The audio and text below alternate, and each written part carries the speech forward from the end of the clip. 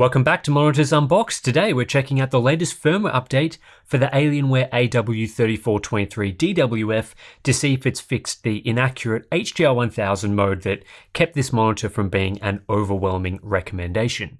This update, firmware version M3B103, has been available for a few days now from Dell's website, and it's pretty easy to install if you follow the included instructions. But first, a quick recap of why this monitor needed a firmware update.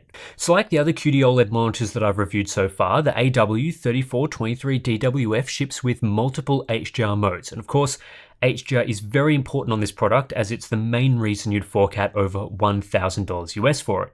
The two modes that are of primary consideration are the Display HDR True Black mode and the HDR Peak 1000 mode, which is supposed to differ in their brightness capabilities. The True Black mode should top out around 400 nits, while the Peak 1000 mode should unlock the ability to push up to 1000 nits of peak brightness for some elements.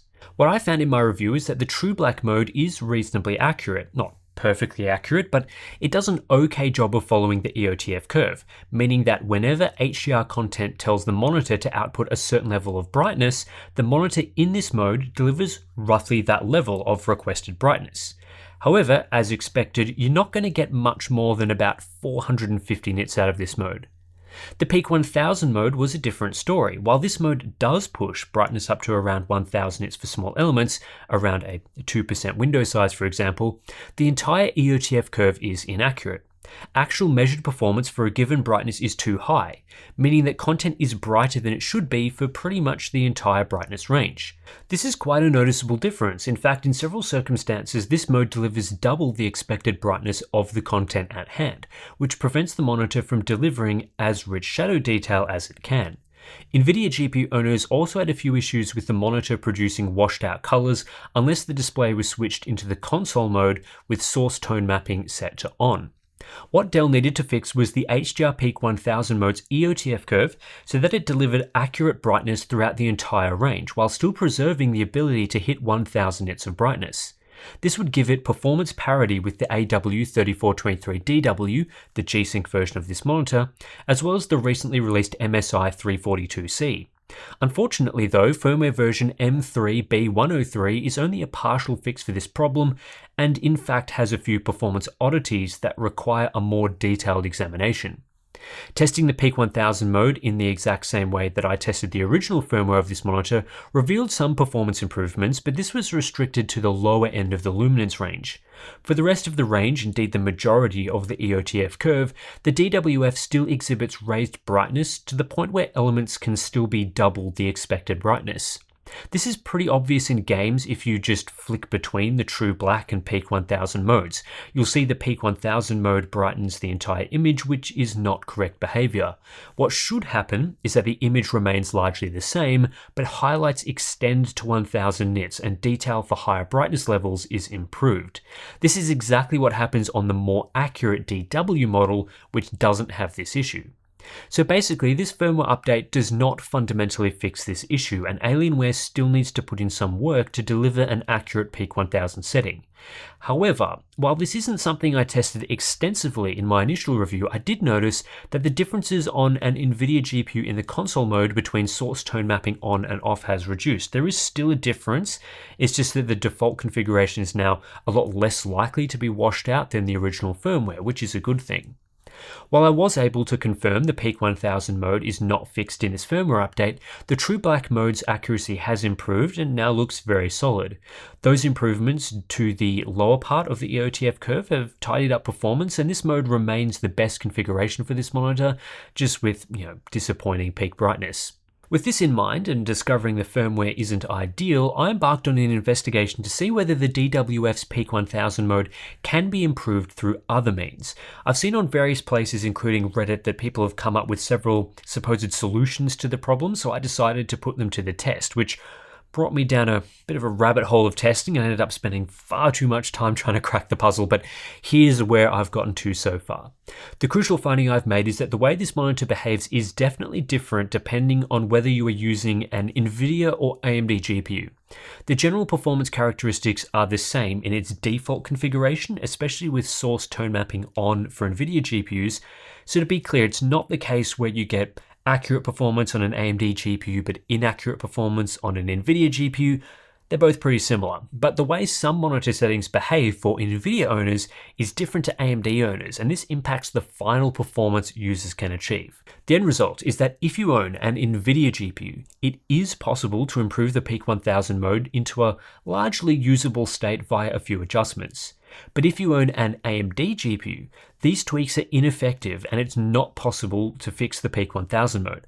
Quite an interesting end result that I rarely see with monitors. Almost always performance is identical whether you're using NVIDIA or AMD, but in this case, in the HDR mode, that's not true. And I believe it has to do with the tone mapping implementation. On AMD cards, it uses the FreeSync 2 pipeline, which is now called FreeSync Premium Pro, whereas on NVIDIA GPUs, it uses a normal HDR pipeline. Without spending ages in this video explaining the differences, the basics are that these two implementations differ in where and how they tone map HDR content and how much information is passed between the display and the GPU. On this particular monitor, there seems to be some inconsistencies between how these pipelines are implemented that causes a performance and setting difference depending on whether FreeSync Premium Pro is active or not, which in this case is whether you're using AMD or NVIDIA. And as far as I'm aware, there is no way to disable the HDR portion of FreeSync on an AMD GPU. You can toggle whether FreeSync's adaptive sync implementation is on or off, but not the tone mapping stuff, though if someone has an idea on how to disable it, I would love to hear it. So on NVIDIA GPUs, the way to get a more accurate 1000 nit experience involves 3 simple adjustments. Turn the console mode on, turn source tone mapping on, and reduce the contrast to around 64. With these setting changes implemented, I was able to correct EOTF tracking to a more reasonable degree, significantly reducing the amount of over-brightening. It's not perfect though. You can see that brightness roll-off isn't great in the upper range, but it definitely works better under this configuration. And when we test the monitor using a 2% window size instead of 10%, we can confirm that tracking is still better, but we retain peak brightness a tad under 1000 nits, which is also what we saw initially and what you'd want from a 1000 nit mode.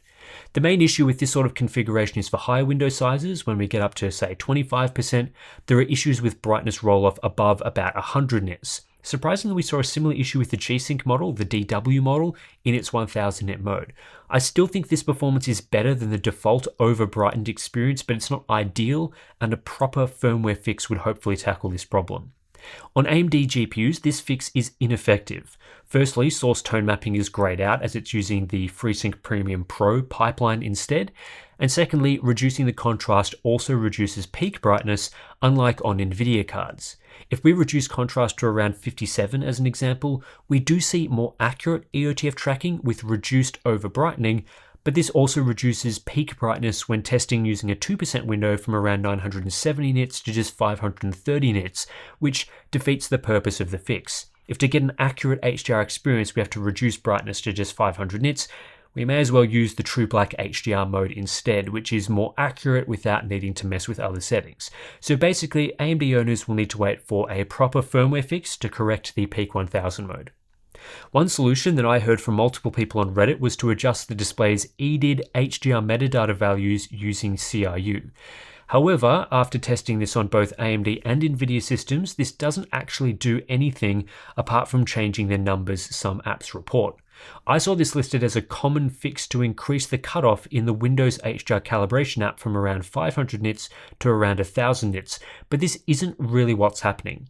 While changing the EDID will change the number in the calibration app where this cutoff occurs, the actual brightness performance is the same, and whether you do or don't change the EDID, the monitor still sees a cutoff around 500 nits. It's just that with the adjusted EDID, the app reports 1000 nits when it's actually still 500 nits. And further confirming this using CalMan shows no actual performance difference and no change to EOTF tracking, so I wouldn't bother messing around with CRU here.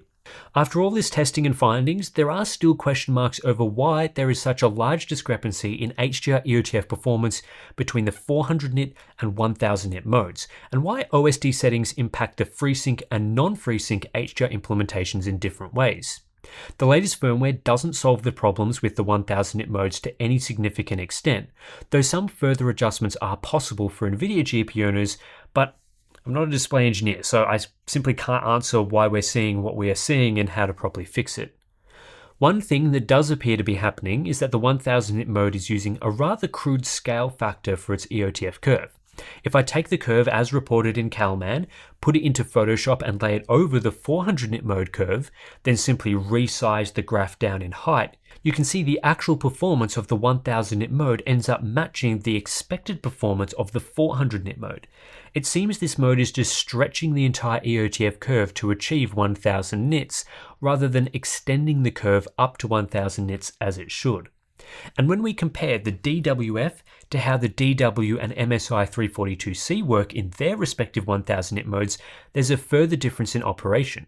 With the DW and 342C, when you switch from the 400 nit mode to the 1000 nit mode, the display's metadata changes to reflect the difference in capabilities, and the display briefly resets. It flicks to black for a moment, indicating that its processing is switching over to an entirely different processing method. With the DWF, changing to the 1000 nit mode is instant, there's no change to metadata, no obvious switching into a different processing mode, and as seen previously, there's no proper adjustment to the EOTF curve.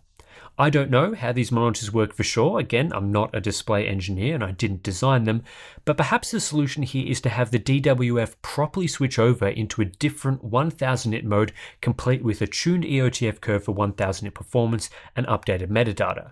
This, of course, would require another firmware fix and may require significant changes to how the monitor operates, but judging by how the other QD OLED products operate, it should be possible to make the peak 1000 mode more accurate. In any case, for now, this firmware update doesn't significantly change my monitor recommendations and what I discussed in my initial review video. Hopefully those with NVIDIA GPUs will benefit from the tweaks I talked about, and I do think it's worth updating to the new firmware, but Dell still has some work to do before this product delivers an optimal experience.